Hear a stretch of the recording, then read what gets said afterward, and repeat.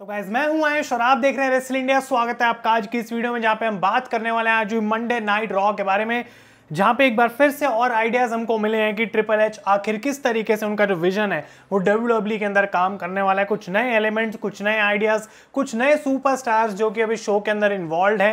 काफी अच्छा था आज का शो जिसके बारे में हम बात करेंगे। और ऑब्वियसली ये सेकंड वीक है ट्रिपल एच की, सेकंड मंडे नाइट रॉ है, तो मैंने आपको ये बात पहले भी बोली थी, हम एक्सपेक्ट नहीं कर सकते हैं कि सब कुछ बहुत ज़्यादा चेंज हो जाए और एकदम से कुछ ऐसा देखने को मिल जाए जो 10 सालों से देखने को नहीं मिला। उस स्टेज तक पहुंचने के लिए पहले कंसिस्टेंसी चाहिए। और एक अच्छी बात यह है कि ट्रिपल एच फोकस कर रहे हैं नए स्टार्स को बिल्ड करने के लिए, और उनको ये बात पता है कि कितनी ज़रूरत है डब्ल्यूडब्ल्यूई को उस चीज़ की कितने लंबे टाइम से। और भले ही हो सकता है कि अभी स्टार्टिंग में लोग बोलेंगे कौन सुपरस्टार्स हैं भाई जो मेन इवेंट में बार बार आ रहे हैं, लेकिन एक पॉइंट के बाद उनको आदत हो जाएगी इन स्टार्स को देखने की। एंड दैट इज वाई आज से 5 साल बाद ये स्टार्स नहीं बल्कि बड़े सुपरस्टार्स बन जाएंगे इन द डब्ल्यूडब्ल्यूई। तो बात करेंगे आज के शो की गाइस, इस वीडियो में आप एंड तक जरूर देखते रहें और लाइक बटन दबाना बिल्कुल भी ना भूलें। ये शो स्टार्ट होता है बेली, डकोटा काय और इयो स्काई के ग्रुप से, जो कि रिंग में आते हैं। और बेली का प्रोमो काफी अच्छा था जहां पे वो बात करते हैं कि कैसे अब एक चेंज की जरूरत है और बेली को लोगों को बू नहीं करना चाहिए, चीयर करना चाहिए, क्योंकि इतने टाइम से वो बियांका और बेकी को देख रहे हैं, क्या वो बोर नहीं हुए हैं इस चीज से। तो बाहर आती हैं अलेक्सा ब्लिस, आस्का और बियांका, और ये रिंग में आके बेसिकली गाइस बोलते हैं कि डकोटा काय और इयो स्काई की जो टीम है वो विमेंस टैग टीम चैंपियनशिप का टूर्नामेंट नहीं जीतने वाली है, क्योंकि अलेक्सा ब्लिस और आस्का उनको डाउन द लाइन हरा देंगे। और ये टूर्नामेंट आज ऑफिशियली स्टार्ट हो चुका है गाइस। एक ब्रैकेट हमको मिल चुका है कि कौन आखिर लड़ेगा, क्योंकि हम जानते हैं कि साशा बैंक्स और नाओमी को जो है वो स्ट्रिप कर दिया गया टाइटल से जब वो डब्ल्यूडब्ल्यूई छोड़ कर गए, लेकिन उसके बाद से उन टाइटल्स की कोई खास बात हुई नहीं है। तो आखिर कौन उन टाइटल्स को कैप्चर करेगा वो इस टूर्नामेंट के थ्रू डिसाइड होगा। एंड मे बी वो साशा बैंक्स और नाओमी भी हो सकते हैं जो कि वापस आके इन टाइटल्स को जीत जाएं, उसके बारे में अभी बात करते हैं। लेकिन यहाँ पे बियांका बेलेयर बेसिकली चैलेंज करती हैं मंडे नाइट रॉ पे आज इस टीम को। बेली उसके लिए मना करती हैं और वापस चैलेंज थ्रो करती हैं क्लैश एट द कैसल के लिए। तो हो सकता है इन दोनों ग्रुप्स का जो मैच हमें क्लैश एट द कैसल में देखने को मिले, लेकिन यहाँ पे इनके बीच में एक ब्रॉल हुई। जिस तरीके से गाइज यहाँ पे सेगमेंट अच्छी हुई, तो एक इंटरेस्टिंग ओपनिंग थी। और एक बार फिर से ट्रिपल एच जो है वो फोकस डाल रहे हैं काफी ज्यादा विमेंस डिवीजन के ऊपर, जो कि देख के अच्छा लग रहा है। ऑब्वियसली गाइस ये काफी बढ़िया चीज थी। इसके बाद सेथ रॉलिंस का मैच देखने को मिला एंजेलो डॉकिंस के साथ, जहां पे मॉन्टेज फोर्ड को रेफरी इजेक्ट कर देता है रिंग साइड से। लास्ट वीक रॉलिंस ने हराया था फोर्ड को, इस वीक रॉलिंस ने हराया एंजेलो डॉकिंस को। लेकिन काफी सारे टीजर्स अभी भी ऐसे देखने को मिल रहे हैं कि street profits down the line guys separate out हो सकते हैं, क्योंकि दोनों ही सेथ रॉलिंस से तो हार गए, लेकिन मॉन्टेज फोर्ड को ऐसा लग रहा है काफी गुस्सा आ रहा है अंदर से, उनको कोई पॉइंट प्रूव करने की पड़ी है और वो अकेले ही कर सकते हैं। आई थिंक एंजेलो डॉकिंस उनके लिए कहीं ना कहीं हो सकता है कि उनको रोक रहे हैं, उनको होल्ड बैक कर रहे हैं। लेकिन सेथ रॉलिंस यहाँ पे मैच जीतते हैं एक पेडिग्री लगा के, और उसके बाद वो मैच के बाद एक स्टॉम्प भी लगाते हैं एंजेलो डॉकिंस के ऊपर। रॉलिंस का रोल इस शो में खत्म नहीं हुआ, उसके बारे में अभी बात करेंगे गाइज। इसके बाद इजीकियल का मैच होने वाला था विद केविन ओवेंस, लेकिन ये मैच कभी देखने को मिला नहीं, क्योंकि केविन ओवेंस एप्रन पे पावर बॉम्ब लगाते हैं इजीकियल को और यहाँ पे उनको स्ट्रेचर्ड आउट करा जाता है। ओवेंस का पूरा बड़ा कैरेक्टर चेंज हमको आज देखने को मिला, और उनका एक प्रोमो था उस पर मैं आऊंगा अभी कुछ देर में। लेकिन यहाँ पे केविन ओवेंस हंस रहे थे, वो बहुत खुश थे और ऐसा लग रहा था कि उनको बहुत अच्छा लगा यहाँ पे पावर बॉम्ब करके इजीकियल को। तो यहाँ से दो चीजें हैं कि केविन ओवेंस अब एक मॉन्स्टर हील बनने वाले हैं, उस टाइप के हील जो कि वो एनएक्सटी में थे, जो कि ट्रिपल एच के अंडर थे। एंड आई थिंक उस चीज के लिए हमको रेडी हो जाना चाहिए, क्योंकि वो बिल्कुल टॉप पे जाने वाले हैं। और दूसरी चीज कि हो सकता है इजीकियल का कैरेक्टर खत्म करके कुछ टाइम बाद डब्ल्यूडब्ल्यूई इलायंस को वापस ले आए। पॉसिबिलिटीज बन सकती हैं, लेकिन यहाँ पे उनको आज राइट ऑफ करा गया टीवी पे और उनको स्ट्रेचर आउट करा गया आफ्टर दैट पावर बॉम्ब। अगली चीज की हम बात करते हैं गाइस, तो यहाँ पे एक ऐसी न्यूज आज मुझे मिली इस मंडे नाइट रॉ से, जिसको सुन के भाई मैं बहुत ज्यादा खुश हूँ और वेट नहीं हो रहा है, क्योंकि यहाँ पे जजमेंट डे आती है बाहर, और उससे पहले हमें सेगमेंट देखने को मिली एज, रे मिस्टीरियो और डोमिनिक के बीच में बैक स्टेज, जहां पे एज जो है वो बेसिकली डोमिनिक को सॉरी बोलते हैं कि लास्ट वीक मैंने तुम्हें स्पीयर मारा, लेकिन वो गलती से हो गया, वो मैंने जो है वो सोचा नहीं था। तो डोमिनिक यहाँ पे ऐसा लगता है कि उनकी बात तो मानते हैं, लेकिन उनको अंदर से बहुत गुस्सा आ रहा था, तो एज को वहां से धक्का देके चले जाते हैं। रे मिस्टीरियो कहते हैं मैं बात करता हूँ डोमिनिक से। जजमेंट डे यहाँ पे अपना प्रोमो कट करती है, जो कि probably one of the best promos था काफी टाइम से फिन बैलर का और डेमियन प्रीस्ट का। और बैलर का यहाँ पे पॉइंट था कि रे मिस्टीरियो की तो डोमिनिक से भी नहीं बन रही, एज के साथ उसकी क्या बनेगी। और रे मिस्टीरियो को भी पता लग जाएगा कि अब वो डेंजर में है, क्योंकि उसके साथ अब डोमिनिक भी नहीं है। और यहाँ पे डेमियन प्रीस्ट ने गाइस एज को चैलेंज करा है टू अ 1-on-1 मैच, और वो कहते हैं कि एज 12 साल से ऑलमोस्ट मंडे नाइट रॉ पे लड़े नहीं है, और उन्होंने कुछ प्रूव नहीं करा इतने टाइम से कि वो रॉ पे लड़ भी सकते हैं या फिर जीत भी सकते हैं, लेकिन वो कह रहे हैं कि मैं जजमेंट डे को एंड कर दूंगा in 2 weeks when we go to your home Edge in Toronto. I am going to end you in front of your family and friends and my God, क्योंकि आप लोगों को पता है गाइस कि उस मंडे नाइट रॉ में 2 हफ्ते बाद I am going to be there और टोरंटो में 12 साल बाद मंडे नाइट रॉ में एज लड़ने वाले हैं and I am going to be watching that live। यकीन नहीं हो रहा है कि ऐसी अपॉर्चुनिटी मिलने वाली है और खुशी जो है वो अंदर अभी रुक रही है, लेकिन जब एक्चुअली व्लॉग आपको देखने को मिलेगा वहां पे मैं जाऊंगा। It's going to be insane. Edge का मैच ऑफिशियली अनाउंस हो चुका है उनके home town Toronto Ontario Canada में। उसका इंतजार नहीं हो रहा है, 2 हफ्ते बचे हैं एग्जैक्टली आज से गाइस। मजा आ जाएगा वहां पे शो देख के, उसके लिए आप स्टे ट्यून रहे हैं। बहुत कुछ चीजें होने वाली हैं शो में। आई होप कि वो शो बहुत अच्छा हो। ट्रिपल एच के अंडर है, उससे बढ़िया और क्या ही हो सकता है। सरप्राइज पे सरप्राइज, मे बी कनाडा के लिए समथिंग वो स्पेशल प्लान करें। ऑलरेडी एज का मैच ऑफिशियली अनाउंस हो गया है, ये एक कमाल की बात है। लेकिन इसके बाद यहाँ पे हमें एक और भी बढ़िया चीज देखने को मिली कि डोमिनिक जो है वो रे मिस्टीरियो को मैच से पहले मिले नहीं थे, तो उनको अकेले यहाँ पे आके लड़ना पड़ा। मैच काफी अच्छा चल रहा था उनका फिन बैलर के साथ। मैच के बीच में डेमियन प्रीस्ट को टेक आउट कर देते हैं एज, तो ये 1-on-1 में कन्वर्ट हुआ गाइस। लेकिन जब रे मिस्टीरियो क्लोज आ रहे थे to win the match, Rhea Ripley आती है डोमिनिक को बाहर लेके और बुरे तरीके से उनको अटैक कर रखा है, उनके सर से खून निकल रहा है। और ये काफी बढ़िया स्टोरी लाइन हमको देखने को मिल रही है, क्योंकि रिया रिप्ली को अलग से काम पे लगाया हुआ था, इसलिए वो रिंग साइड नहीं थी, तो उसका लॉजिक एक्सप्लेन करा गया और उस डिस्ट्रैक्शन के चलते यहाँ पे रे मिस्टीरियो इस मैच को भी हार गए।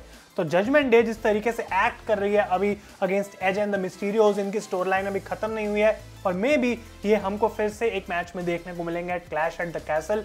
लेकिन मैं इंटरेस्टेड हूँ स्टोरी लाइन के अंदर और एज लड़ने वाले हैं मंडे नाइट रॉ पे इन 2 वीक्स इन टोरंटो। भाई उसके लिए तो इंतजार ऑब्वियसली नहीं हो रहा। ह्यूज गुड न्यूज और मजा आएगा गाइज उसको देखने में। इसके बाद गाइज हमको देखने को मिला विमेन्स टैग टीम क्वालिफायर का फर्स्ट मैच, जहां पे ईओ स्काई और डकोटा काय ने हरा दिया टमीना और डेना ब्रुक को।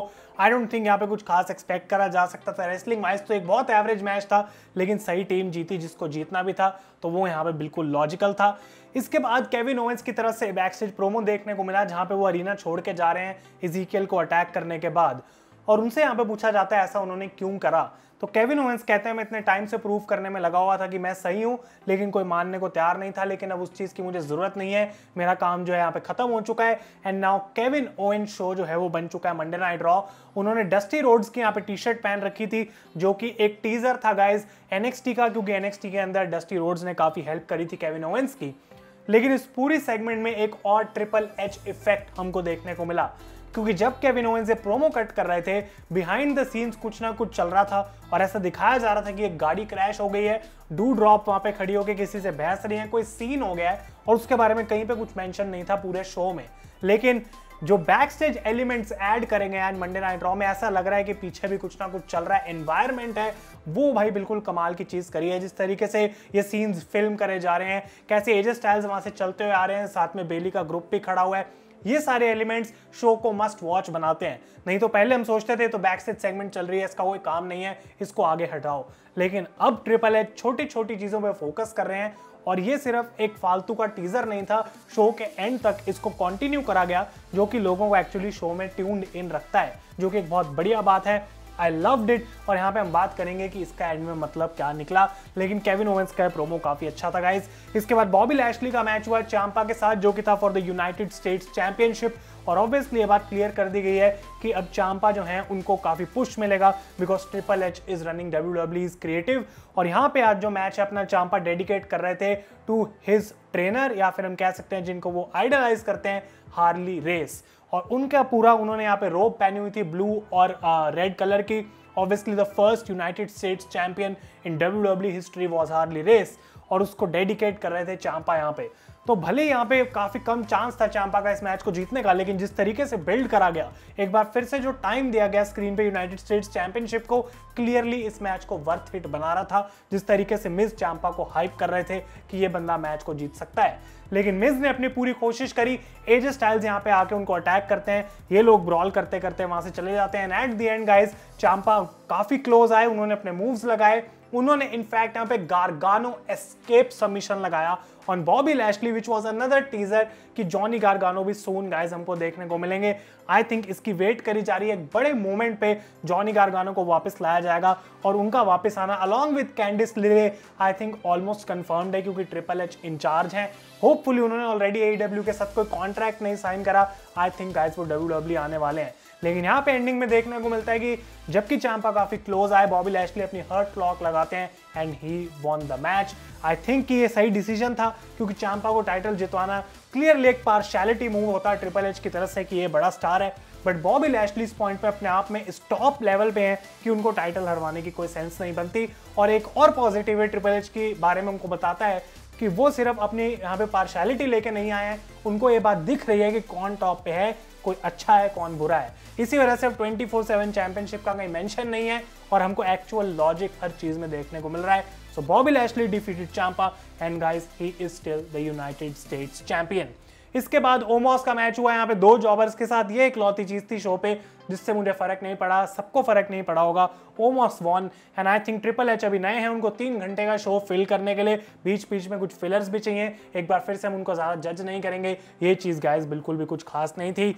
इसके बाद हमें बताया गया कि नेक्स्ट वीक रिडल एक एक्सक्लूसिव इंटरव्यू देंगे अपनी, और इस पे रिस्पॉन्ड करने आए बैक से सेथ फ्रिकिंग रॉलिंस। एक और कमाल का प्रोमो उनकी तरफ से, जहां पे वो बोलते हैं कि रिडल भाई किसी काम का नहीं है, वो बस अपने प्रोमो में ब्रो, रैंडी, कूल, ड्यूड ये सारे वर्ड्स यूज करके चला जाएगा, कुछ खास वो हमको बताने वाला है नहीं। और रिडल एक ऐसा टैलेंट है WWE में जो वेस्ट ऑफ पोटेंशियल है, और अगर तुम्हें नहीं पता हो वेस्ट ऑफ पोटेंशियल है, गो आस्क डेना वाइट। ये काफी बड़ा शॉट था, क्योंकि हम जानते हैं रिडल का UFC करियर काफी छोटा था। लेकिन सेथ रॉलिंस कहते हैं कि अगर नेक्स्ट वीक रिडल कुछ बोलने वाला है तो मेरे पास भी कुछ ना कुछ बोलने के लिए होगा, और वो वहां से चले जाते हैं। तो ऑब्वियसली ये मैच रीबिल्ड करा जा रहा है for clash at the castle, ये हम जानते हैं। लेकिन इसकी स्टोरी लाइन गाइस काफी अच्छे से पेश करी जा रही है, जो कि मुझे देखने में मजा आ रहा है। नेक्स्ट वीक रिडल के वर्ड सुनने को मिलेंगे एंड प्रोबेबली उस पर सेथ रॉलिंस का रिएक्शन भी। इसके बाद डॉल्फ जिगलर का मैच हुआ चैड गेबल के साथ, जो कि बिल्कुल रैंडम मैच था, आई डोंट नो, लेकिन यहाँ पे एक काफी अच्छा मैच जरूर था। इसलिए डाला गया कार्ड पे क्योंकि डॉल्फ जिगलर क्लीवलैंड से थे और यहाँ पे क्लीवलैंड में रॉ हो रही थी, तो उनको थोड़ी चीयर मिले। लेकिन आई डोंट थिंक कि क्राउड ने उस तरीके से यहाँ पे रिएक्ट करा।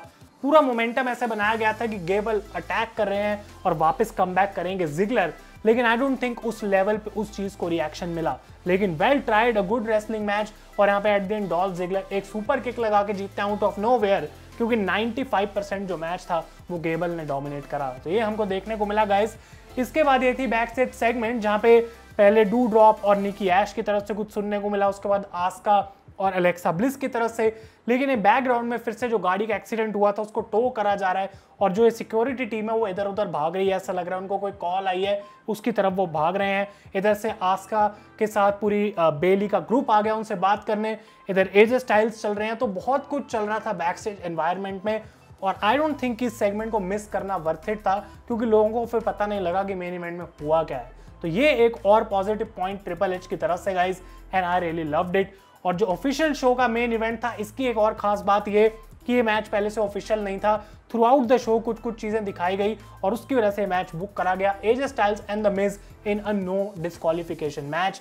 ये काफी अच्छा मैच था, और एजे स्टाइल्स जबकि अपनी फिनोमिनल फोरआर्म लगाते हैं, चांपा आके मिज को यहाँ पे बचा लेते हैं। उनको AJ Styles through the table फेंक के एक और बार ट्राई करते हैं फॉर द फिनोमिनल फोरआर्म, लेकिन मिड एयर में मिज उन पे स्टील चेयर फेंकते हैं, skull crushing finale, but still AJ Styles kicked out. तो ये एक काफी बड़ा किक आउट था। और उसके बाद एजे स्टाइल्स मिज को फेंकते हैं कॉर्नर में इन द चेयर, उसके बाद वो लगाते हैं गाइस यहाँ पे एक styles clash and he defeated the Miz. और मैच के बाद देखने को मिला कि जो सिक्योरिटी गार्ड्स भाग रहे थे, कहीं उसका मेंशन नहीं है, बस बैकग्राउंड में सब कुछ चल रहा है। डेक्स्टर लूमिस ये बंदा है जिसको सिक्योरिटी गार्ड एक्चुअली पकड़ के लेके गई। तो क्या वो सिचुएशन है, क्या वो स्टोरी लाइन है? हिंट्स ड्रॉप करे जा रहे हैं, टीजर्स दिए जा रहे हैं, क्यों? ताकि नेक्स्ट वीक हम आए और मंडे नाइट रॉ में देखें कि आगे उस स्टोरी लाइन में क्या होगा। A+ बाय ट्रिपल एच, जिस तरीके से उन्होंने एक एक चीज पे डिटेल दिया आज मंडे नाइट रॉ पे, ध्यान दिया है कि ये भी चल रहा है, तो बैक स्टेज का हम फायदा उठाते हैं एनवायरमेंट का। It is awesome.